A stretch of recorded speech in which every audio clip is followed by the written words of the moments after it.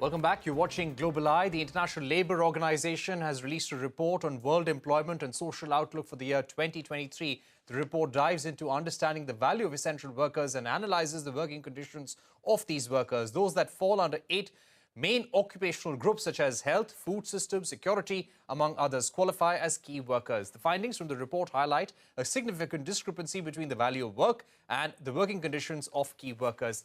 The main findings from the report show that key workers are at an increased risk of occupational safety and health.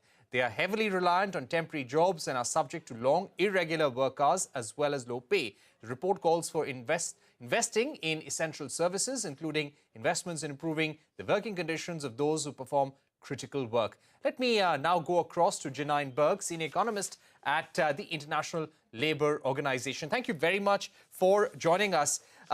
Give us a sense of the kind of challenges, the risks and the pay inequalities when it comes to key and essential workers across the world, and which are the economies where these inequalities, where these risks are the most glaring. Okay, well, thank you for having me. So we see amongst the key workers, we see problems in working conditions among all the groups. And this is actually something that's not just specific to poorer countries. We see the same problems also in richer countries. There are differences amongst the poorer countries and the richer countries in terms of which are the occupations that are most prominent in key work. So for example, in higher income countries, 1 out of every 5 key workers is in healthcare, whereas in lower income countries, it's just 1 out of every 50 workers are in healthcare. And most of the key workers in poorer countries are in agriculture. So we have problems that are specific to those occupations. So in agriculture, for example, there tends to be very low pay. There's often some national regulations exclude agricultural workers from some of the labor protections. Many are also self-employed. They don't have access to social protection. There's occupational safety and health risks in the work that they do, either exposure to pesticides, for example, exposure to sun, all of those issues. In the other occupations, we have another range of lists. But what we saw in the pandemic is that of course, and we know this, because these people had to leave the safety of their homes to go to work, to provide these goods and services that all of us rely upon, they were more exposed to getting ill. And so we found in the analysis that we did of mortality, for example, that key workers had higher mortality rates than non-key workers. And then amongst them that we see, for example, transport workers were the group that had the highest rates of mortality. Right. Now, speaking about India, any particular risk groups among the 8 categories that you identified in India? Your report speaks about the health hazards for rickshaw pullers, app-based taxi drivers. Yes, so there's certainly, I mentioned agricultural workers, and that of course is a very prominent occupation in India, but then you have food vendors. Food vendors, many of them are self-employed, they work long hours, they don't have social protection. Transport workers in general, so those could be the rickshaw pullers, there could be taxi drivers. Those occupations in general don't have very good protections, and they were also more exposed to risk during the pandemic. There's also security workers who faced violence and harassment. We saw during the pandemic elevated levels of verbal abuse, threats, physical assaults that could have been directed at different categories of workers, but were very prominent amongst health workers, amongst food vendors, and amongst security workers.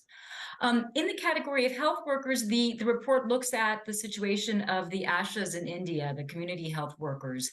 First of all, for the important role that they played during the pandemic in providing services, providing vaccines, informing people about how to take care of themselves during the pandemic. But then we also see that there's also some deficiencies in their working conditions because these workers are not considered employees, and they don't have, as a result, they don't have all of the labor and social protections that would come with being classified as an employee.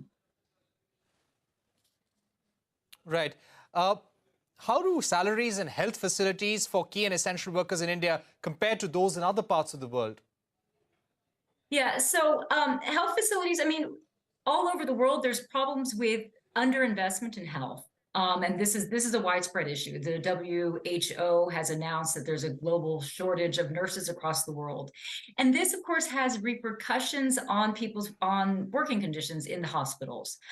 So if you're a nurse and there's an understaffing of nurses, then that means that you're going to have more work, higher work intensity. You're going to have to probably work more overtime. And so all of this results in excessive work, long hours, which then can lead to burnout. And we saw during the pandemic that there were high levels of burnout. And of course, that means that contributes to the ongoing problem that we're seeing across the world of labor shortages in health. In the health sector as well, we see a lot of subcontracting and agency work, which in principle could be fine. But what happens often is that people they might be working shoulder to shoulder, but they have different contractual arrangements and not the same rights and benefits as people that would have more permanent contracts.